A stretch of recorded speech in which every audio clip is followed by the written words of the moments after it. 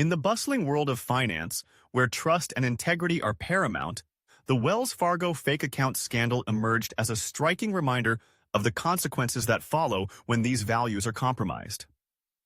This narrative unfolds against the backdrop of one of America's largest banks, a name synonymous with stability and reliability, yet marred by a scandal that would shake its very foundations.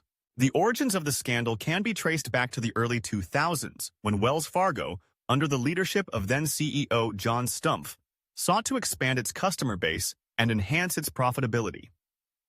In an era where competitiveness in the banking sector was intensifying, the bank adopted aggressive sales tactics to drive growth.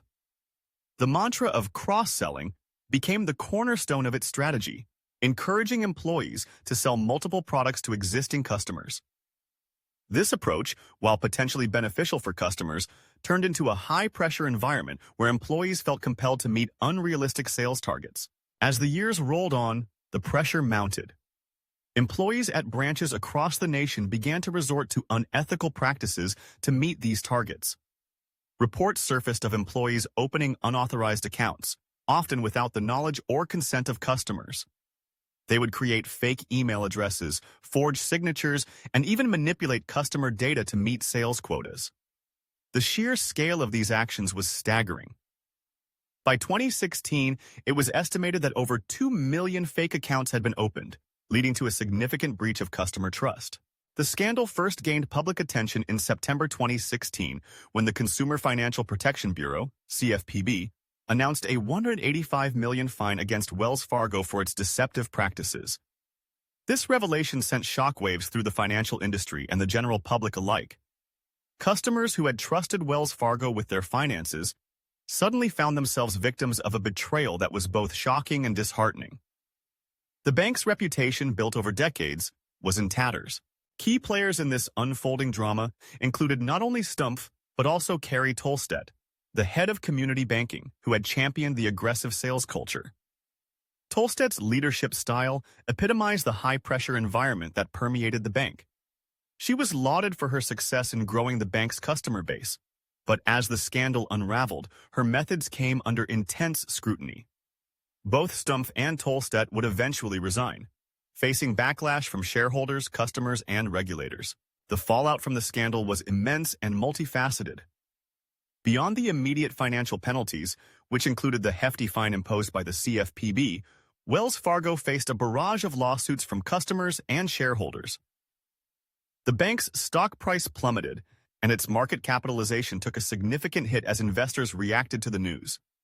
The scandal not only affected the bank's financial standing, but also sparked a broader conversation about the ethical responsibilities of financial institutions. In the wake of the scandal, the implications extended far beyond Wells Fargo itself. It served as a cautionary tale for the entire banking industry, highlighting the dangers of prioritizing sales over customer welfare. Regulators and lawmakers began to scrutinize the practices of banks more closely, leading to calls for reforms aimed at ensuring transparency and accountability. The scandal prompted discussions about the need for a cultural shift within financial institutions, emphasizing the importance of ethical practices and customer-centric approaches. Wells Fargo's response to the scandal was critical in shaping its future. The bank initiated a series of reforms aimed at restoring customer trust and rebuilding its tarnished reputation. It implemented changes to its sales practices, including eliminating sales goals for retail banking employees and enhancing oversight mechanisms. The bank also launched a customer remediation program to compensate those affected by the unauthorized accounts, striving to make amends for the breach of trust. However, the road to recovery was fraught with challenges. The public's skepticism lingered, and rebuilding trust proved to be a daunting task.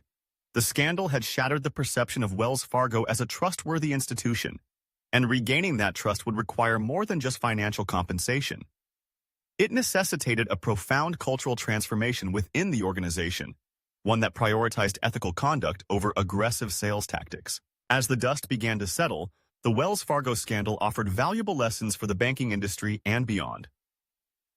It underscored the critical importance of fostering a culture of integrity and accountability within organizations. Companies must recognize that their long-term success hinges not only on profitability, but also on the trust they cultivate with their customers. The scandal served as a reminder that ethical lapses can have far-reaching consequences, impacting not only a company's bottom line, but also its reputation and legacy. Moreover, the scandal highlighted the role of regulators in safeguarding consumer interests. The CFPB's decisive action demonstrated the need for vigilant oversight in the financial sector.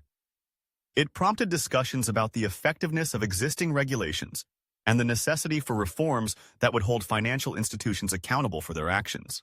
In the years following the scandal, Wells Fargo has made strides toward recovery, yet the shadow of its past continues to loom large. The lessons learned from this episode resonate throughout the business world, serving as a reminder that transparency, ethical conduct, and a commitment to customer welfare are non-negotiable in today's marketplace. As the banking industry evolves, the Wells Fargo scandal remains a pivotal case study, illustrating the complexities of balancing growth with integrity in an increasingly competitive landscape. In conclusion, the Wells Fargo fake account scandal was not merely a story of corporate malfeasance. It was a profound lesson in the importance of trust and ethics in business. It serves as a stark reminder that in the pursuit of success, the means must align with the ends, and the consequences of losing sight of this principle can be devastating. As the banking sector continues to navigate the challenges of a rapidly changing world, the echoes of this scandal will undoubtedly inform the decisions of leaders and decision-makers for years to come.